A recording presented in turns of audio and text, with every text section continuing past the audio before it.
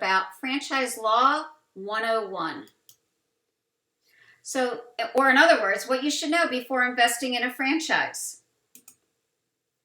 So the first question is, who actually regulates franchising in the United States? Franchising is regulated by the U.S. Federal Trade Commission, the FTC, and also by various state agencies. For example, California, which was the first state in the country to have a franchise law. New York and Virginia, Maryland, and Indiana and Illinois, and others. Pennsylvania, where I'm based out of, currently does not have a franchise law, but it does have a House bill that's been pending that may regulate the franchisee-franchisor relationship down the road. I'll keep you posted on that. What is a franchise? Under federal law, the franchises are regulated under the Federal Trade Commission's franchise rule. And under that rule, there are 3 elements to be a franchise. It's a 3-pronged test.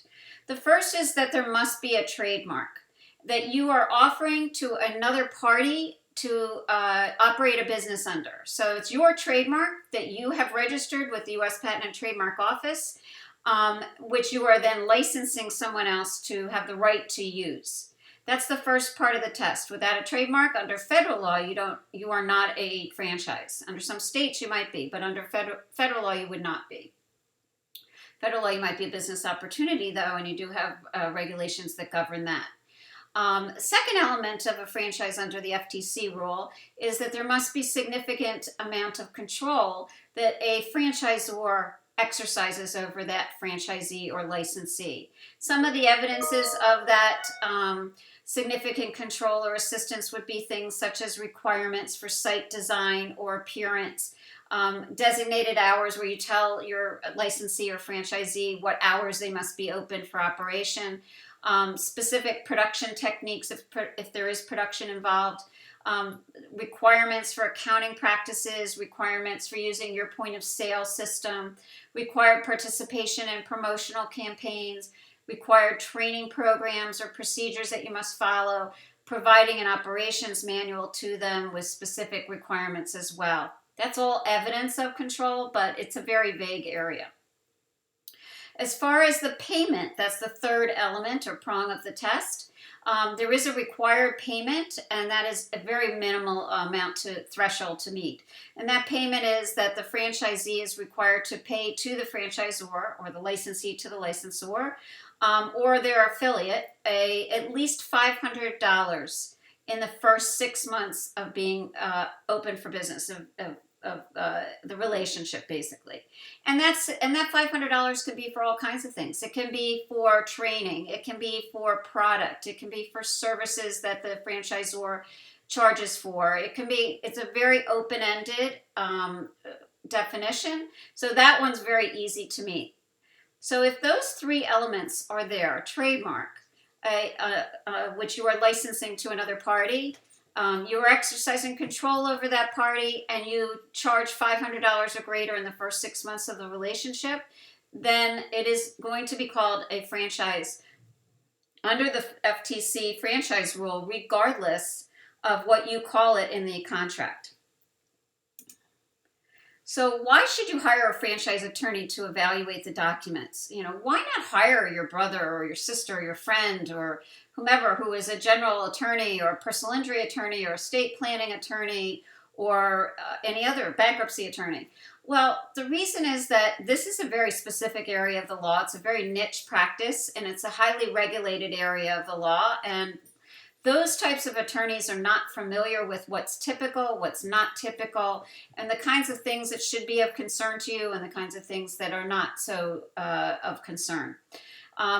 Next question I get is, well, isn't it all written in stone? Is this agreement really negotiable? And if it's not, why do I need an attorney to evaluate the documents? Well, the reality is that many are not negotiable documents when you are presented as a franchisee with a franchise agreement.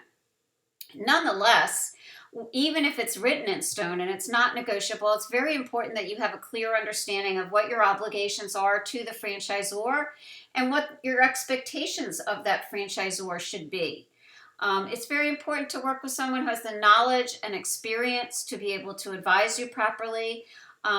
This is a very large investment. Typically, it's a large financial investment, not just the upfront fees that you're going to be paying to the franchisor or their affiliate, but also the cost to actually get the business up and running. If it's brick and mortar, the build out, it could be tens of thousands, hundreds of thousands of dollars. But also, besides the monetary investment, is the investment of your time and your energy, which is also substantial. So it could be a very costly mistake, which is very hard to undo once you've signed that franchise agreement. And lastly, you want to have a responsive, experienced attorney, and one that charges a reasonable flat fee. And I'll talk about it later, but our flat fee hasn't changed in over 9 years. So the document you're going to be presented with as a prospective franchisee is called a franchise disclosure document, or known as an FDD. And what does that consist of? Well, it's a huge document, typically hundreds of pages. And the front section is 23 items, and they're literally called items 1, item 2, item 3, and so on. 23 just being typically the receipt. And those 23 federally required items are the disclosure items that the federal law says you must have, and the disclosure that the franchisor must be making to you. They are required to be written in plain English, and I strongly recommend that you read through those items. Just to give you a little sampling, item 1 is the background about the company, its parents, predecessors, affiliated businesses, competition in the industry, regulations in the industry. Item 2 is information about the people that you're going to be working with this franchise, and who are they, and what is their background, and what does their resume look like? Are they fly-by-night people? Have they been with this business for a while? Items 3 and 4 are the litigation and bankruptcy disclosures, and that can be very telling too. Obviously, if there's a lot of bankruptcies, is this a business you really want to be involved with? As far as item 3 in the litigation, if there's a lot of litigation by franchisees against the franchisor, or vice versa, it often shows a lot of unrest in the system. And again, is that a system you want to be involved with? Items 5, 6, and 7 are the financial disclosures. And those are very important for you to be very familiar with. You should even read the footnotes to those items. Item 5 is the fees that you're going to pay the franchisor or their affiliate up front. Item 6 is the fees that you'll pay the franchisor or their affiliate on an ongoing basis. And item 7 is the chart that says this is what it's likely to cost you to get this business open, and typically what it'll run even in the first few months. In those 3, I would strongly recommend that you read even the footnotes to them, as I mentioned, because there's a lot of valuable information in the footnotes. I'm going to mention one other item that's not on the slide in front of you, and that's item 19, which is the financial performance representation. And I would definitely read through that very carefully. If you plan on relying on it, read through the footnotes to it as well. And I'm pretty sure you're going to see that the attorney who drafted that probably told you not to rely on it because your experience is going to be different. So I just want to point that out. That's my feeling as well. In that FDD will also be all of the contracts that you will be asked to sign as a franchisee. Most importantly is the franchise agreement, which is your contract with the franchisor that defines your relationship under the franchise. That franchise agreement will have everything in it that is important for you to understand, and that's another reason why having an experienced franchise attorney to advise you on what's in there so that you understand going forward what your obligations are. Because these contracts are typically at least 10 years in duration, and they're pretty one-sided often, and certainly there are very rarely opportunities for you to be able to terminate it. Other contracts also will be in the FDD, such as if you are investing in an area development or multi-unit, there might be an area development agreement or multi-unit agreement. There's non-compete agreements typically, and personal guarantees that you're going to have to sign. All important documents for you to understand. In addition, there are also going to be, if this franchise isn't just a startup, a brand new franchise, but rather one that's been around for a few years, there will be audited financial statements of the franchisor. I always recommend that you have those evaluated by a good business accountant. preferably even someone with franchise background, but certainly a business accountant that's comfortable reviewing audited financials. And you want them to look at those financial statements in light of the system that is in place by that franchise and what is the growth that they're expecting. And item 20 of that FDD will explain what kind of growth they're anticipating, and is this franchisor financially strong enough to support the system today and the growth they're expecting, because you don't want to be involved with a franchisor that goes into bankruptcy. Most franchisees do not survive that. What types of revisions can be made to the documents? Well, first question is, what type of matters are negotiable? And typically we find there are a handful of kinds of things that might be negotiable. Territory rights is often negotiable. Maybe the notices on default, or giving you, maybe instead of no notice, giving you 5 days notice or 10 days notice of a default. What are the franchisor's remedies on default? Sometimes we're able to soften those a little bit. What are your rights on renewal? And what are the requirements for remodeling the store? Are you required to remodel every 3 years or 5 years? Sometimes we're able to change that. And what about equipment updates? And other non-monetary rights are typically the ones that are negotiable.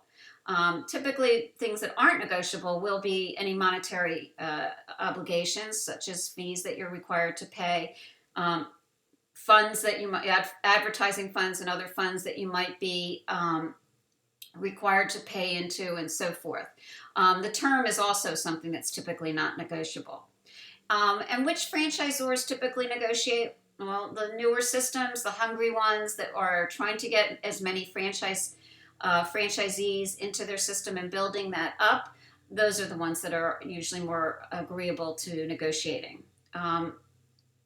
Promissory notes, personal guarantees, these should be reviewed. They often are negotiable, and they definitely should be reviewed by an attorney that can help you with that. So what are our services and our flat fees? Well, we always start by checking the trademark and making sure it is registered with the U.S. Patent and Trademark Office. We do that as our first step. We check the records of the state in which the territory is going to be located. We want to make sure that any name of the business that you're going to be using, that brand, isn't being used by a local business that might have used it before the trademark was registered, because if they had, that local business actually has priority rights to that name in that marketing area. Under trademark law is based on use and not on registration, and so we check those state records and we ask you to check locally to make sure that there isn't another business operating under the same or similar name. We review items 1 through 4 of the FDD, which includes investigating any litigation that might be disclosed in item 3, because that gives us a great background about the company and, again, information that I think is very important for you. We don't review items 5 through 23 because everything that we need to know that's in those items is actually part of your franchise agreement, and that, again, is the contract with the franchisor. That we go through very, very thoroughly from cover to cover. We then go over everything with you as our client / prospective franchisee to make sure, again, that you have a clear understanding of what you're entering into and what your obligations are to the franchisor, what your expectations of the franchisor should be. That's typically a phone call that's 1 to 3 hours in duration. We negotiate the revisions to the franchise agreement on your behalf with the franchisor. We will also draft an addendum to the franchise agreement that will incorporate those revisions, and we charge a flat fee for those services, and our flat fee hasn't changed in 9 years. We also can set up your entity for you as a corporation or a limited liability company in the state in which your territory is going to be located. We do that for a flat fee as well. We can review, revise, and negotiate your lease if it's a brick and mortar business. And we do a tremendous amount of commercial lease reviews and negotiations. I'll have another video of commercial lease negotiation on the website as well. And we, down the road, when you're ready to sell your business, we can also help you with that. Or if you're acquiring a business, a franchise business, we can help you with that as well. So we're here to help you all the way through with your business, and anything that we can't specifically help you with for whatever reason, we certainly can help you find a good lawyer that locally that can help you. So we're here to help you any way that we can. That's my phone number and extension, my name, phone number, and extension, and we would love that opportunity.